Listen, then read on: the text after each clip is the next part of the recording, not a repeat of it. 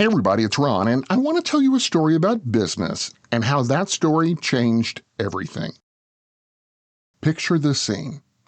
It's the morning of July 30th in the year 1619 in the timber church at Jamestown, Virginia, and the heat inside is already the kind that sits on your chest and doesn't move. 22 elected delegates have crammed themselves into the church's choir section alongside the colonial governor and his council. They are sweat-soaked, uncomfortable, and in several cases, actively ill. Together, they constitute something that has never existed before on this side of the ocean, an elected legislative assembly. John Pori, the speaker of this new body, has taken his place at the front of the room. He is the most experienced parliamentary man in the colony, having served in the English House of Commons before taking his post as Secretary of Virginia. He knows what a legislature looks like. A man nearby, Walter Shelley, a delegate elected from the Smythe's Hundred settlement, is considerably less certain about what any of this is supposed to accomplish. In the spirit of the practical man he is, Shelley puts it plainly. What exactly are they there to decide? Pori has the company's answer ready. The settlers will have a voice in their own governance now. Elected men making laws for the colony. A General Assembly. Shelley nods. It's a reasonable explanation as far as it goes. One of these two men would be dead before the week was out.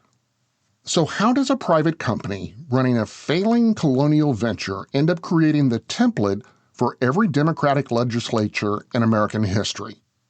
How does the first act of elected self-governance in the Americas turn out to be a set of business regulations about tobacco quality standards and trade rules? And what does all of that tell us about July 30th, 1619, when 22 men sweating through their collars in a timber church voted on the colony's laws for the first time, had no framework to understand what they were starting, and changed the arc of governance forever?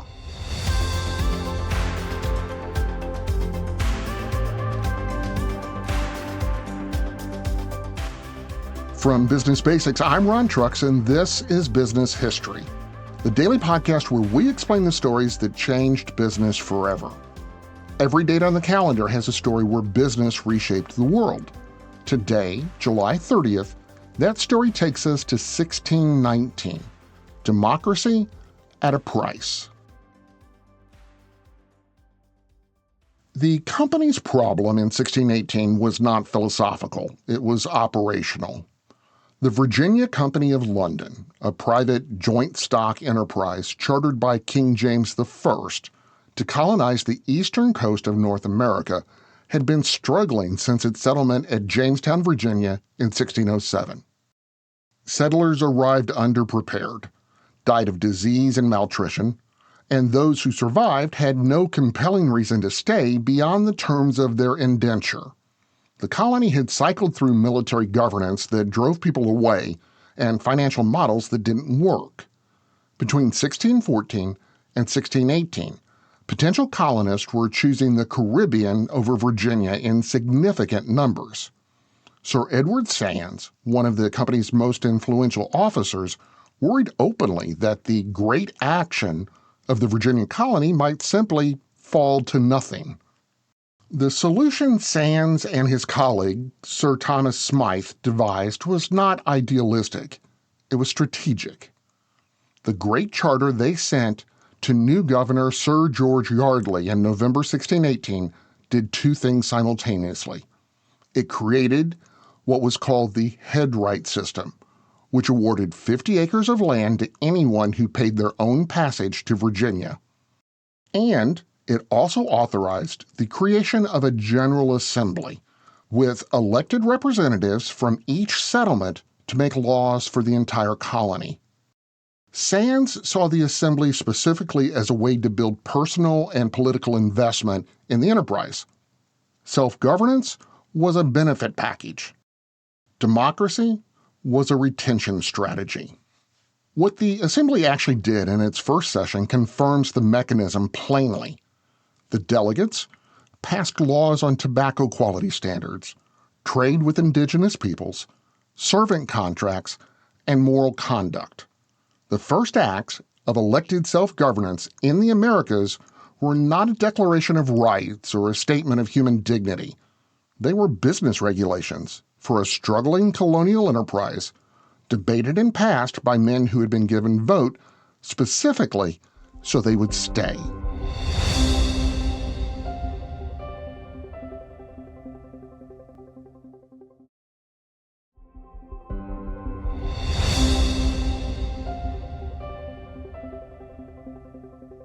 The physical reality of that first session is worth sitting with for a minute, because it says something about what participation in this particular piece of history actually meant.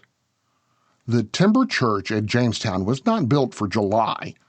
The heat during the session was severe enough that men fell ill inside the building. On the third day, the Assembly's journal recorded a single line. Mr. Shelley, which you'll remember from our opening, one of the Burgesses, deceased. Walter Shelley, elected representative from Smythe's 100, died of heat on the third day of the first Democratic legislature in the Americas. And the session continued.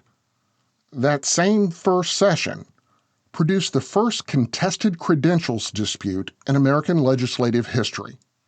Two delegates from Martin's Brandon Plantation were denied their seats when it was established that their patron's land patent specifically exempted his settlement from the Assembly's laws. The elected body was already ruling on its own membership before it had even finished its first week.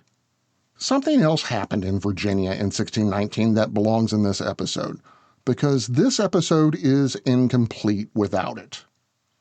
The same year the London Company was building a governance model to attract and retain colonists, an English privateer ship arrived in the colony and sold a group of captive Africans to Jamestown settlers. The infrastructure that created the first representative legislative in English North America was also part of the system that introduced enslaved labor to the same colony in the same year. Those two facts belong in the same sentence because they happened in the same place at the same time, and both shaped what Virginia became. The following year, Virginia Company members in London reviewed the first session's proceedings and found them, in their words, in the greatest part to be very well and judicially carried and performed. A body that had killed one of his own members in the first week was judged a success.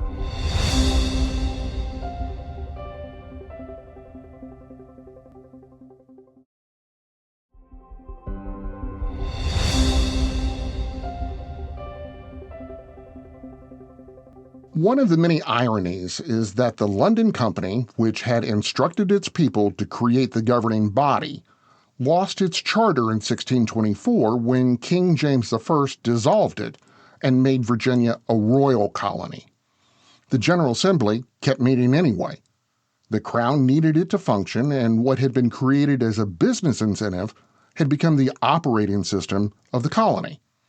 Operating systems are harder to dissolve than the organizations that build them. That pragmatic continuation is the mechanism in its clearest form.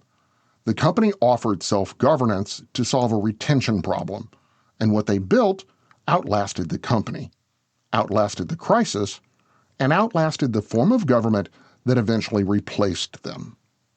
The body that convened in that Jamestown church on July 30th, 1619, eventually produced George Washington, Thomas Jefferson, Patrick Henry, and James Madison, arguably the most consequential legislative alumni network in American history.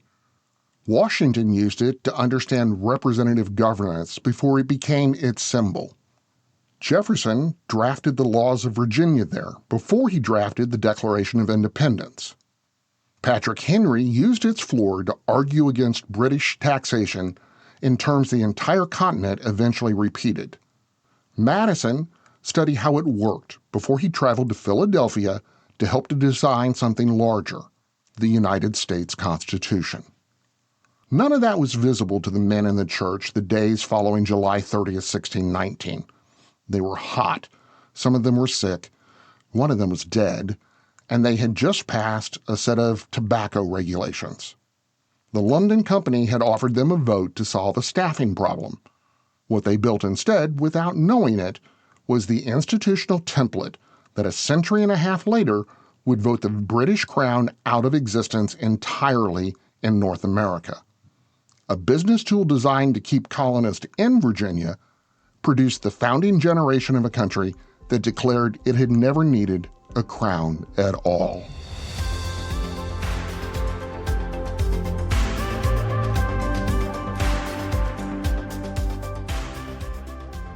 I'm Ron Trucks, and this is Business History, the podcast that finds the turning points behind the headlines.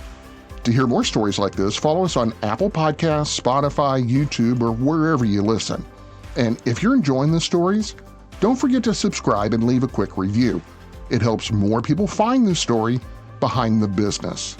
And if you want to actually understand business better without the fluff or the buzzwords or the MBA language, start by visiting us at businessdailypodcast.com.